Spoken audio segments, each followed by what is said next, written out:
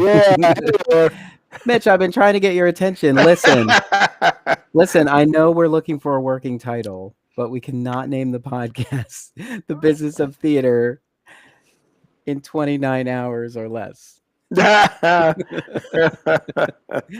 Oh, yes, we better explain that. But thank God we're not going to use that subtitle or whatever I it's like called. it. It's very insider. Yeah, it is. It is actually. It's not even. It's just in New York too. I don't know. We have 29-hour reading. Oh, you do? Okay. We have the requirement, but it's not, it's more of a formality. It feels like, because by the time they get the information, it's like, huh, what? You did what? Yeah. Well, Anyway. and again, first of all, hello, Hello, Darnell yes. Radford. Yes, I, this is The Business of Theater, a working title. I'm I'm, Darnell Radford. and I'm not. I'm Mitch. I'm Mitch Weiss. How you doing, yo? And we've already gotten down to business. So Yeah. the reason for the title in 29 hours or less is because we're talking about play development. And in most cases, when we are developing a play, we will pull artists together and do what's called a 29-hour agreement. Intimately called. But it's just a requirement of Actors Equity to adhere to the particulars of a rehearsal of a reading process. There's certain things you can do, like you can't promote it. Like I think you can't sell admission. No, There's things like that. there's a reading code and a showcase code. Yeah, the reading code. The reading code, you are only allowed 29 hours to rehearse and perform total, Hmm. and it has to be within, I think, a 2 week period anyway. But I'd have to. We're not going to be great about this. Here's the interesting part: the people at Equity, off to the side, pretty much tell you, eh. But you are Yeah, bah. required to send in that. And, oh, you are allowed to use non-equity actors with equity actors. Mm. So Yes. you are only required to send in the name and membership numbers of the equity actors. They need to be given the rules. It's only 2 pages, so that they are not abused. And the reason it's under 30 hours is because the law says once you go over that, there are benefits that are required because it's Mm. full time employment. Yeah. So they restrict it to the 29 hours. Um, the problem is, of course, as we all know, what if you have a musical? So Hmm. now you have to do everything still within 29 hours. It's almost an impossibility. And the notion is you are just going to read the Hmm. script and you're going to do it at a music stand. There is no staging allowed. There are no props allowed. There are no costumes allowed. Basically, this is a reading, and that you have time to direct and rehearse the actors in their, um, in their characters or whatever you're going to do. It doesn't help. No, It's not a good process. it almost never works out either because getting everyone's schedule aligned is always an issue. Yeah, and you end up working. I mean, you may be personally on way more than 29 hours. You might get two people that can work 3 hours today, Yeah. and like four people, and you might not get everybody together until it's closed. It's chaotic, but everybody understands it too, and Hmm. everybody's doing as much as they can to accommodate. And honestly, to deal with those sort of hiccups, it's because you have the right people and you're willing to make those sacrifices to get something out of this as a team. It's the thought, you know. And quite Should be. honestly, there has to be a best part of this. Why would people do it? It Mhm. is a great creative adventure, Yeah. and it really is cool that the issue is scheduling. It's again, if you are the producer of a reading or if you're the writer and setting it up yourself, how do you answer all the questions of every actor before you even ask them? The first question they say, are the rehearsals during the day or at night? Well, that's important because they have other jobs, right? Yeah. Equity only requires that you reimburse the actors for transportation. In New York, That's $2.90 round trip subway. Well, it's the same here now. Well, Okay. once Well, our it's price going increase kicks in. to, yeah, ours too. Yeah. But that kind of money means they're working for free, right? And everyone I know, though, does give some money to the actors, but you're not required. There are no benefits for the actors, financial benefits, no Hmm. pension, no health care. Um, but you have to find a place to rehearse and a place to perform, and that's scheduling also, Hmm.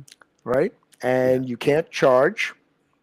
Um, Yeah, and so, you can't really. Yeah, you can't really. It's hard to promote it too. At least the way the requirements state.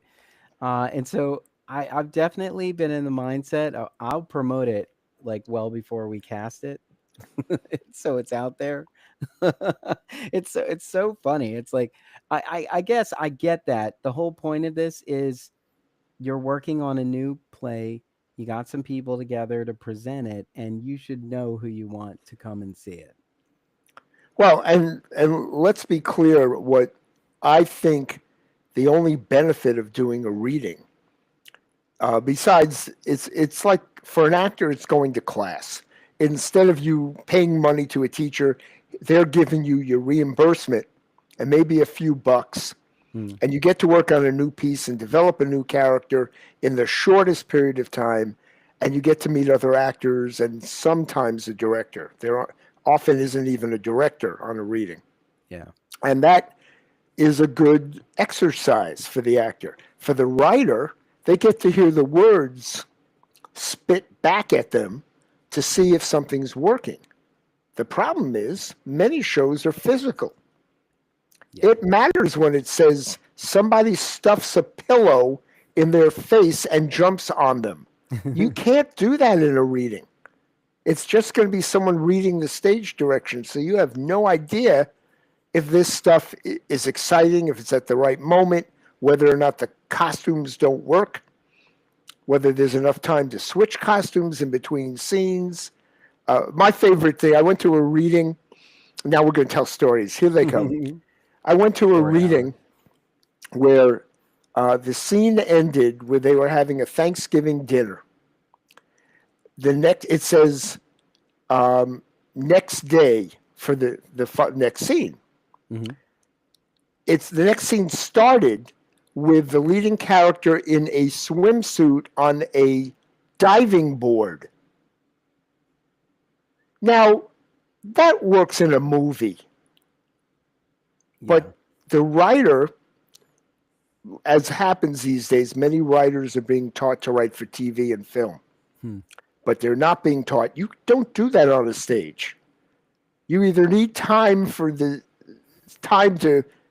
To move around and get transition. it. Yeah. And first of all, how do you get a diving board on stage? And it would be such a specific piece that you Mm-hmm. would definitely have to put more effort and money into presenting it. And for this scene, which they don't even jump into a pool, probably it's just a No, moment. yeah. Yeah, that would be interesting. Then of course we're jumping ahead, but there is one step up called the showcase code, Hmm. and to repeat, there is no payment requirement to the actors.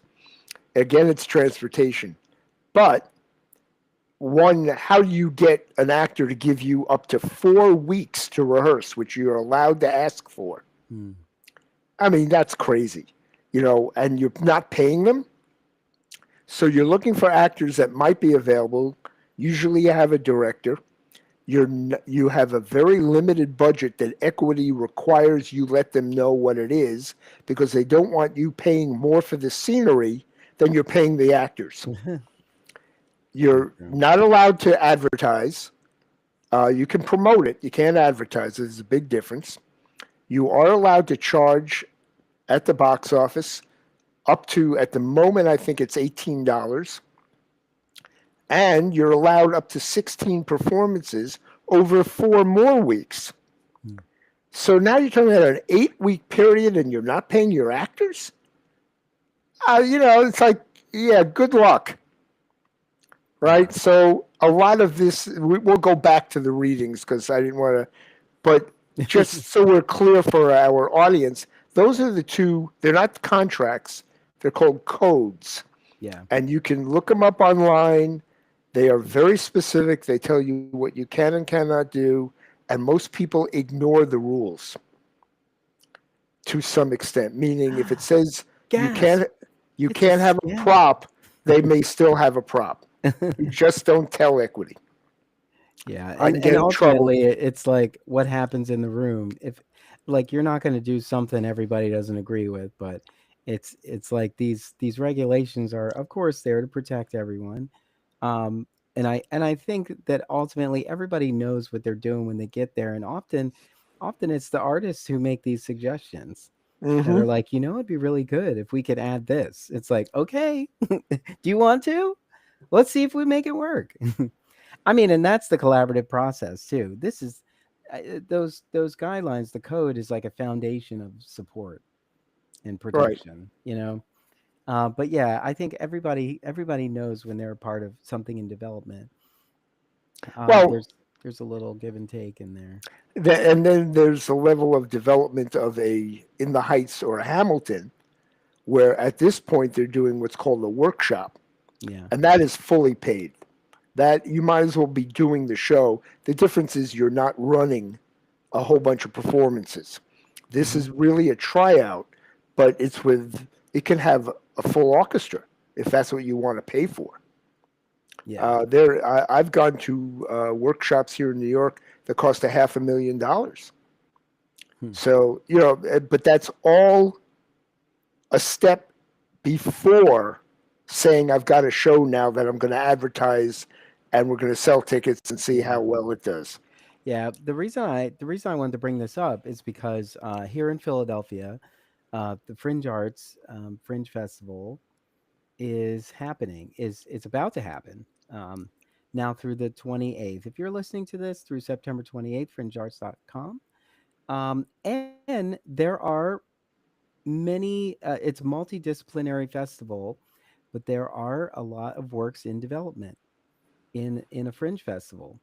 And on my other podcast, the Broad Street Review podcast, I did an interview with a playwright who has a piece in development. And so during the Fringe, they will have two readings, two opportunities for an audience to come and be a part of the process of development. But there are tickets for sale, but it's pay what you can. It's not it's not a flat rate expected or anything like that. But the process has already started. Like it's not the beginning at the Fringe. They've already had a reading before, and now they're doing two Mm, more in the festival. And so it's just interesting because this is a place for works in progress, right. and it's interesting that there aren't more um, readings as the offering in the festival. Well, my as I'm famous for saying, my less than humble opinion is because the people who are uh, managing and or producing the development of these shows, which often is the writer themselves, they are not trained to know the producing ins and outs of why they're spending the money and for whom and how to keep costs. Um, Everybody wants to see the helicopter in Miss Saigon, Mm. but the truth is, even if you plan on there being a helicopter, the first 8 years of development, you cannot have a helicopter.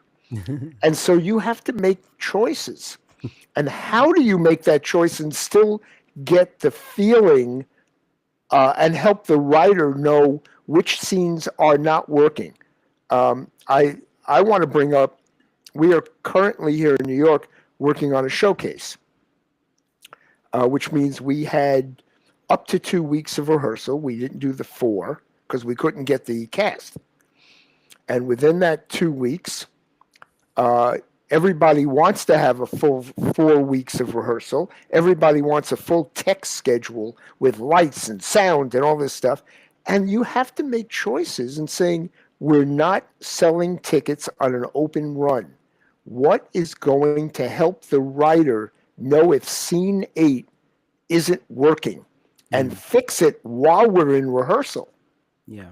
And that's been going on. Yesterday was very exciting because in the room, they took the last two scenes of the play, which were pretty good. I think the play ends pretty well, and they rewrote them together. They literally, the actors said, I have a question about this. They didn't do the writing. The actors are not allowed and should not be doing the writing because they don't benefit from being a writer. But they can say, my character wouldn't say it this way. Well, something's wrong here. And the writer was in the room, and by the end of the day had totally rewritten it based on these questions and Mm. came in with new pages, and they all walked out happy, That's saying great. this, the director was ecstatic. And it was subtle changes. But that, it seems to me, is why you spend any amount of money at all doing either readings or showcases. Mm. Because if we look at Broadway, and the shows most recently in 2025 this year, that spent over $30 million and closed a week after opening night. The question is, did they do any readings? Did they do any showcases? Or did they just say, I want to see the set and the costumes, and we have a star, so we think we can sell tickets? That's a Yeah. question. I don't know. But That is interesting. Something like I know there have been things that made it to Broadway that didn't go through their paces, you know. It's like mm-hmm. here's an idea, here's some money, go. Yeah. Yeah. Well, and that problem comes often if you have rich friends, relatives, so that you don't have to, and or a producer who has a track record and says, "I made you $1 million profit on the last show. Trust me on this one." Right? And then they raise this money and they go in there not having tested it because most investors, they don't know how to read a script. They don't know if a particular story is going to resonate with an audience. So They're like, sum it up for me. Comedy gold. Where do I sign? that's right. And that's the truth. And that's why often you have a celebrity on Broadway because that's how they raise the money, Yeah. Yeah. you know? And you and I both know, being from the gutter of theater, that we're out there. If we have to, we You do it know in our that spot living right room. outside of a successful theater. Now. We'll be in there. We put a down payment on this space. We'll be in there. hmm Funny. That's so What's funny to think about it what's that way. your what do you think is your best experience with either a reading or a developmental situation? Um, well, so the last reading I saw was for a musical, and what was interesting is that I've seen another musical reading with this organization, and they've tried to engage the audience after the show, asking questions like, "What do you think?" and so on. But in this case, they didn't, and I was like, "That's interesting." They didn't actually ask us what we thought, but what was also expected too is that we went out into the lobby and essentially gave the artist in the show hmm feedback. And so I was like, there's something about this that was it organically happened. We knew we were at a reading, and so we all had thoughts. And so we went to everyone we knew in the show and gave them our thoughts. We were like, "Hey, oh my god, I really like this. Like, when did you get involved? How long have you been working on this? You know what I thought? There was this one kind of cliffhanger moment, and here's what I think happens." Everybody tells you, and you're like, "Huh? Did you talk to the writer? He's right over there." You know, hmm it was a very like sort of we're all community here, and so I do appreciate that because I think we all just knew that we were there to help this to usher this piece forward. And I was just surprised that they didn't have to stop and engage us to do that. Even though I know that it's so valuable to get the feedback from an audience, but they also did charge for the reading. Oh, interesting. Yeah. And Interesting. so, because this money goes back into development process, which I really appreciate. And I do feel like This everybody this needs. was a this was a theater company that was sponsoring This is a this. group. I don't know. I was being cryptic. This is a group called Mhm. Music Collab. They came to our reading when we were in New York. I mean, Mhm. when we were in Philly. Um, but they are a group that is dedicated to uplifting musical theater, and they want to be a part of the conversation that brings new pieces of musical theater to the stage. Um, for lack of a better explanation, it's kind of like Playpen, Mhm. like the Playpen conference. But it's great, and it's so centered around musical theater. So anybody who's got musical theater chops gets involved in this, and Well, it's really cool.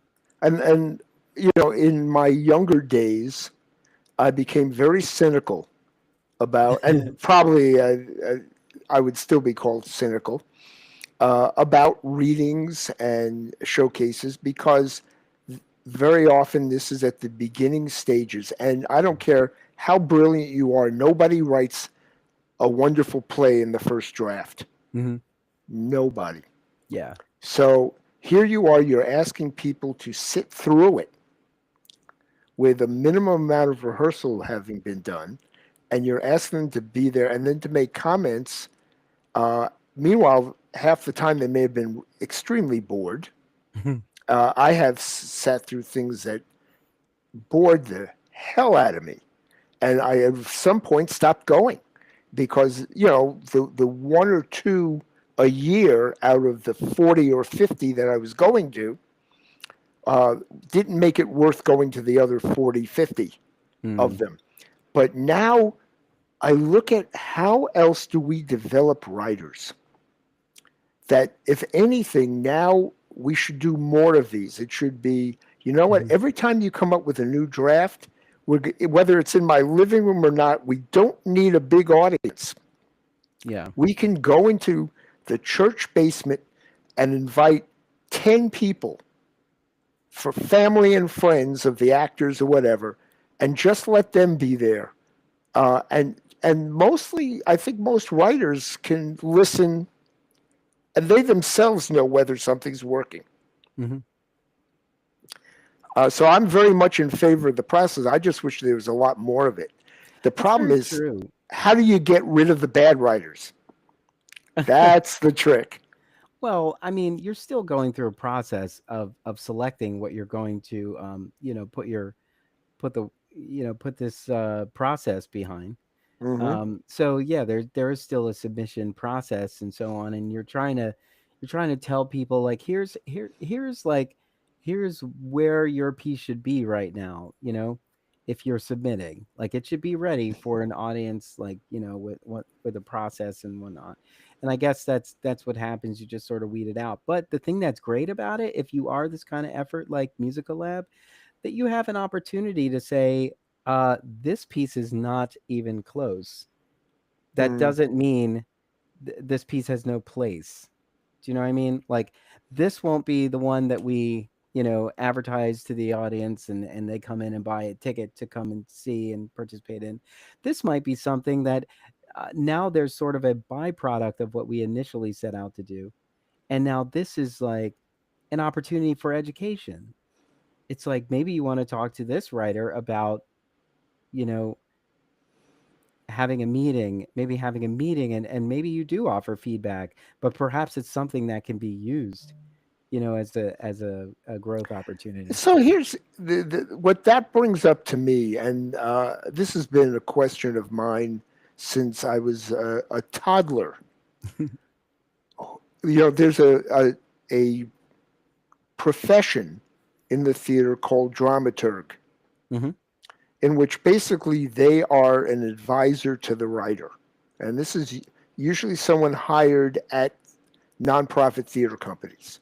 They are almost never seen on Broadway or any commercial place. Um, my question is, and I've known a couple that I think are brilliant, by the way, just have really insightful thoughts about writing. But who qualifies them to be one? That's very true. It's like, Especially, I want to go back. Rent. Let's think about the musical Rent, or mhm, the musical um, Hamilton. Lin Manuel is it always goes around saying the first time he mentioned to someone, "I'm writing a musical about Alexander Hamilton," the eyes rolled in everybody's head. they were like, "You're crazy." Yeah. Right. So you start working on it, and he had college friends working on it and trying this as the process got later and later in years, he could bring in some more professional actors that he didn't already know, Mhm. right, and start them in the process because some of the actors he did know went on and had jobs they weren't available. So he was replacing people, but he also had some money already from In the Heights. But In the Heights was literally out of college. So, and it's a bad example. Michael Bennett on a chorus line, the opposite. Michael literally said, I have choreographed all of these dancers. Any of you who are willing to show up once a week for an entire year and just talk about your experiences on a recording, and then we're going to try to see what kind of a show I can make up based on your stories. Mm. So they came in and they had no idea what they were even trying to do. So all of this requires money, not a lot, but there was a nonprofit, the New York Shakespeare Festival, that paid, I think it was $150 a week to these dancers. They weren't even actors per se. They were dancers who came in and just would talk. But some weeks they couldn't make it, and other weeks, they didn't show up or whatever. But somehow, when he got, I think, three-quarters of the way through it, he asked other professional friends, I need someone to kind of put these ideas into a scene or a script. I need someone to write some music for this. And because he knew professionals, for whatever reason, they bought into it, but I guess because it's Michael Bennett, Mm. they were willing to do it. Where do we go? I know I'm going all over the place. We just did a developmental, I'm going to call it a presentation. It was a little more than a reading, but scripts were still in the hands of the actors. But the script called for dancing as a major part of the play. It's not a musical, but the actors in it needed to be able to dance. And there was an emotional reason for it. It was part of the plot. Mm. Well, then how do you do a reading where dance is important without dancers or a choreographer? You can't. Technically, that's illegal under equity rules for a reading, Mm. but you don't, my feeling is, you don't say no to the writer. Guess what? I'm not allowed to do a reading with dancers, right? And luckily, I have experience with professionals that I could find the dancers and the choreographer willing to work at the price of a reading, Mm. right? If you're living in Ohio and you've never done this before and you wrote your first play right out of college, how do you find these people? Where do you go, Darnell? Where do you find them? Well, here in Philadelphia, the theater community has a group list, distribution list Really? on Google Groups. Yes, um, Wow. it's managed by Theater Philadelphia, Mm-hmm. of which I serve on the board, and this even in the previous iteration of our art service organization designed for theater, focused on theater, we've always had a group list of sorts, and we're able to just send a message, and it goes to every member of the group. So, like for instance, at Theater Exile, we had some flats that needed a new home, and so Mm-hmm. we put a message on the listserv. We got like 15 responses. Within Wow. like an hour or so. It was crazy, but it's we are speaking to the entire community in that. So we do have that, which is great. I know other segments of the country probably have something very similar, some sort of collective. Maybe it's a social media group. Like we also do have a Facebook group called Philly Theater, and I think there's like 6,000 people on that. And it's another place where we can It's moderated and it's a safe space, and so there's a place that people can post things, or at least, hey, here's a link to my event. It's coming up. I'm sure there's a lot of Fringe posts being there right now, but those things have been really helpful in terms of like we're making an effort to reach each other through these channels. I think it has been helpful. How does someone who is perhaps just out of school Hmm.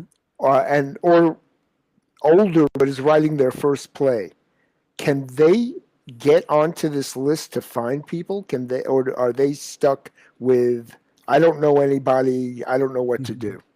Yeah, they can.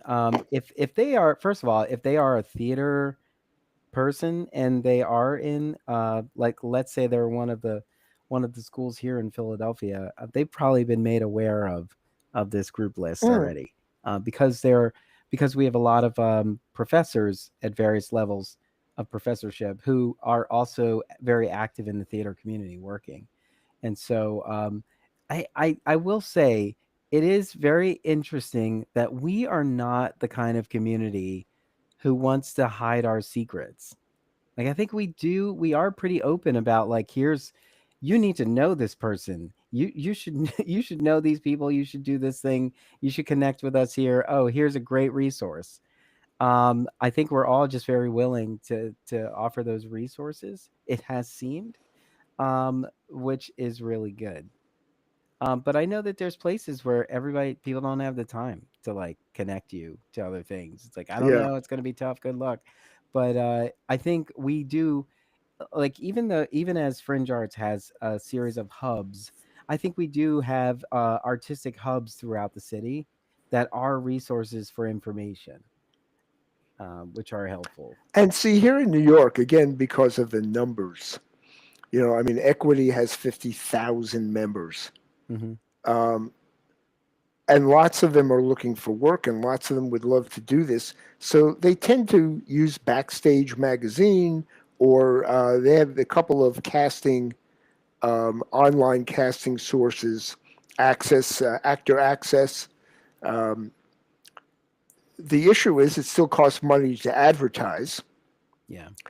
and you have to be good at figuring out what you're looking for, because there are a lot of, shall we say, not what you want, who will answer your ad.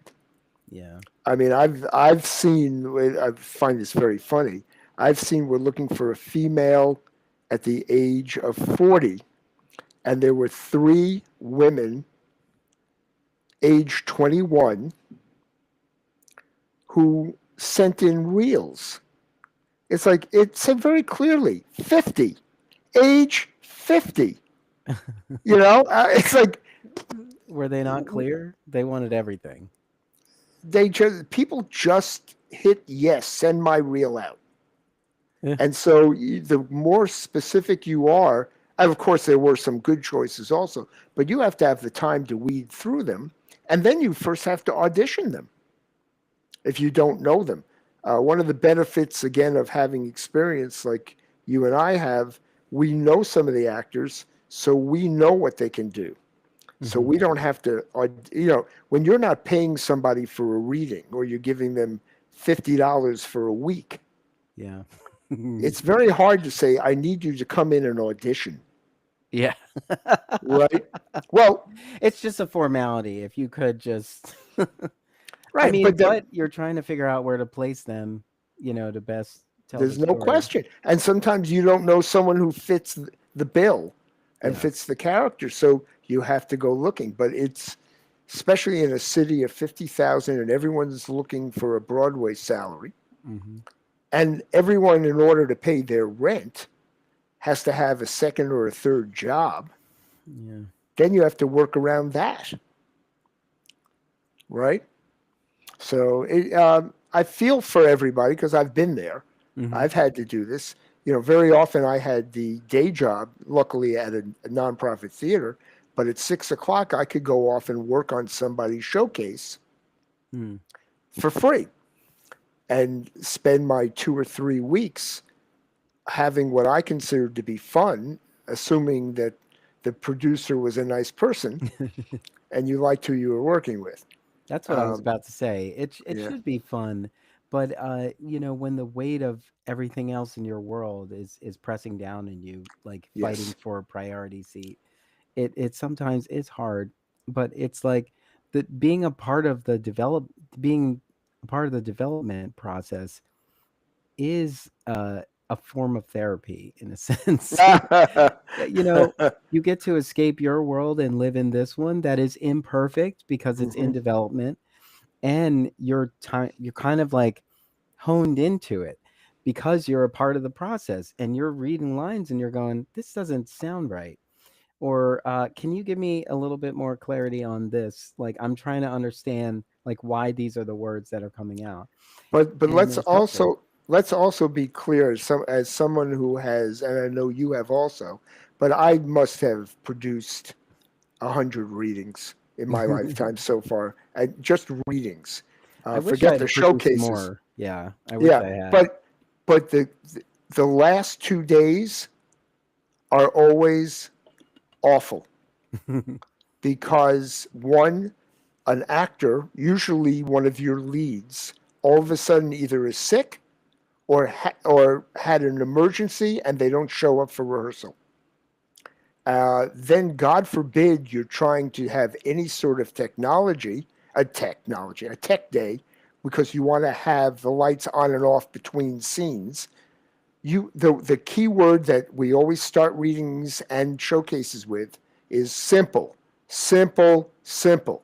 Yeah. Yes, I'd love to have a different light in every scene. This is nighttime, this is daytime. You know what? The lights go on, the lights go off, because we don't have time to work through the tech day. And you have to constantly remind yourself, or remind your director, or remind your actors, I'd love you to be able to do that dance where it says dance, but Mm, we have no time to teach you a dance nor for you to do it. So that dance music is being cut from this reading mm. because we don't have time to do it. And we'll see if we get the next time working on this, whether it's still even in the show. Yeah. It also depends on where you are at it in it too, because maybe you are at a point where all the music is recorded and it can be followed along in the process. Hmm. You know, like when you present the reading, perhaps it is a backtrack. Yeah. But it may not be ready, or maybe it's just sheet music and now you've got a pianist playing accompanies playing. Well, and one thing in as a warning, and I know there are people who are going to disagree with this. I am not a fan of festivals, and I don't mean the Fringe, by the way. The Fringe is a different animal, Beast. Yeah. but there are things that really try to. I think they are sincerely trying to help writers, but they charge. They charge the writer. They charge for your participation. And here's the trick: unless it's a very small amount of money, less than what you can do in your own living room or in a rehearsal studio for yourself, who are you doing this for? Your show is not ready for an audience. Mm. Why are you paying? And the worst case that I've ever heard was a guy in Ohio who spent $40,000 of his own money to bring in the cast from Ohio. It was only 4 characters. Fly them in, house them, had 3 lousy time slots, and he thought that the festival was going to promote this to fill the audience and Ah, maybe even get him a critic. no, And they do neither. you're They just in do a a post, catalog. they do nothing. They just list you in there. And if you don't know anyone in New York or Philly or wherever your play is being done, if you don't know people, they're not going to show up. Yeah. So might as well do it where people will show up for you. Your purpose is to learn, not to present what you think is going to be a hit. It won't Yeah. be. I'd also think that that an artist can get trapped in the rush of it all. There's like Hmm. you're already visioning the final product and you're not even close yet, Yes. It's like you got to go on this journey. You never know. You'll get halfway through this process and completely change course. Like, but that's supposed to happen if it does, Hmm. and you never know if you're rushing it, if you're rushing it to its closing curtain. Like you think you already think you can't predict the future. This is what we're trying to do. We're trying to say like, oh, we get to the point where everyone is applauding. Where'd they get roses from? They're at my feet.